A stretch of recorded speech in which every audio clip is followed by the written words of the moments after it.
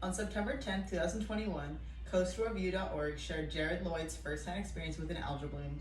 Jared's task was simple: to photograph the algae blooms occurring at Bennett's Mill Pond in North Carolina. Trying to capture the essence of the algae bloom in its entirety, he explored the area looking for the perfect shot with only a net gator for protection. Growing up along the coast of North Carolina, he knew the effects of algae blooms but didn't know just how damaging and permanent the effects would be. The first thing Jared noticed when pulling his boat up to the mill pond was the smell and that there was no sign of life. In less than 20 minutes of standing by the edge of the mill pond, Jared's throat and lungs began to burn.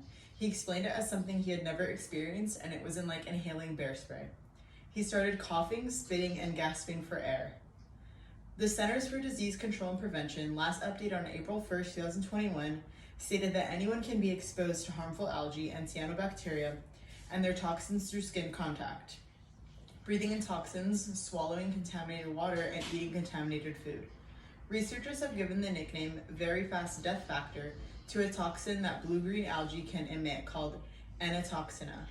Another toxin is saxitoxin. Its nickname, paralytic shellfish toxin, killed a water skier who inhaled the aerosolized version of the toxin. These algal toxins can be transported in the air almost 4 miles from the water source. Today I'm going to tell you about the effects of algae blooms on living things in their environment and what we can do to help minimize exposure. First, I'm going to explain what an algae bloom is, then I will talk about how our warming climate will increase the number of harmful algae blooms, and finally I will talk about the effects algae blooms will have on our environment and aquatic ecosystems. Let me start by explaining what an algae bloom is. According to the NOAA.org, last updated on April 1st, 2016, algae and cyanobacteria are present in all ecosystems. When colonies of algae grow out of control, they can produce toxic or harmful effects on mammals, fish, shellfish, and birds. In humans, dangerous illness or death can occur. While other algae is non-toxic, they still eat up all of the oxygen in the water as they decay, clog the gills of fish and vertebrates, or smother corals and submerged aquatic vegetation. Algae blooms are more likely to occur when wind and water currents are favorable. Harmful algae blooms have been linked to overfeeding. Overfeeding occurs when nutrients such as phosphorus and nitrogen from sources such as lawns and agriculture flow into bays, rivers, and the sea, build up at a rate that overfeeds the algae that exists normally in the environment. Now that you know a little bit more about what algae blooms are, let's learn about climate change and how it can increase the amount of harmful algae blooms. According to ScienceDaily.com, last updated on October 28, 2021, a new study shows how changes in light conditions have a significant influence on the growth and impact of harmful algae blooms. The warming climate enhances the growth of toxic algae and can disrupt other organisms that are a part of the food web. Whether organisms graze on the algae or are consumed by it, they can still be heavily affected. A microscopic algae known as the fish killer is mixotrophic, which means it's resourceful by getting its fuel from either sunlight by eating algae and bacteria. Though it's a single-celled organism, two flagella propel the algae forward to connect to its prey and stun it with toxins. Studies show that this algae changes its growth strategy under different light conditions.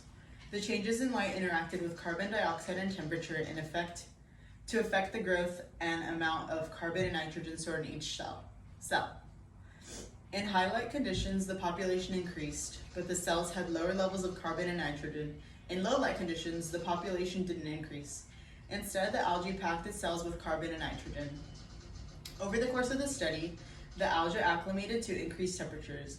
This will affect creatures that eat the algae, as they may be less nutritious under climate change conditions. A new study that looked back at 30 decades of satellite data finds that summertime algae blooms are worsening in large freshwater lakes around the world, and that climate change may be undercutting efforts to combat the problem. According to EOS.org, last updated on November 13, 2019, using nearly 30 years of satellite data done by the NOAA, researchers were able to look at images of 71 large lakes across 33 countries collected between 1984 and 2012.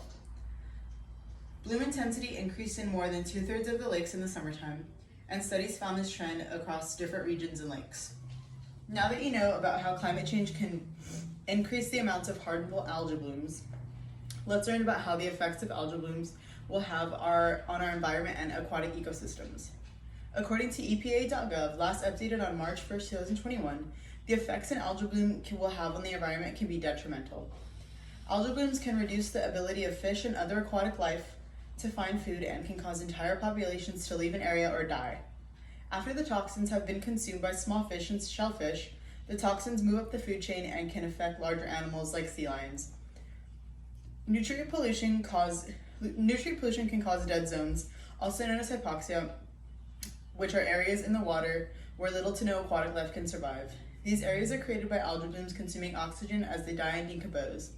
Acid rain that is caused by nutrient pollution in the air can also damage lakes, streams, forests, estuaries, and grasslands across the country.